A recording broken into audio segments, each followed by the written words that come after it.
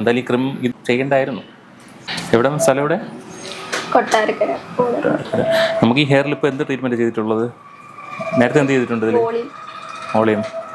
എന്ത് crimp use ചെയ്താണ് ചെയ്തതെന്ന് തോന്നുന്നല്ലേ ഹെയർ? ഇതിലിപ്പോൾ എന്ത് ട്രീറ്റ്മെൻറ്റാണ് ഉദ്ദേശിക്കുന്നത്? ബൊട്ടോക്സിൻ്റെ ടെക്സ്ചർ അറിയാമായിരിക്കുമല്ലോ അല്ലേ? ഒരു സ്ട്രൈറ്റ് ലുക്ക് ആയിരിക്കും. പക്ഷെ എന്നാലും ഈ ഇത്രയും ഭാഗം ഒറ്റ തവണത്തെ ബൊട്ടോക്സിൽ സ്ട്രൈറ്റ് ലുക്ക് കിട്ടാൻ ചാൻസ് വളരെ കുറവാണ്.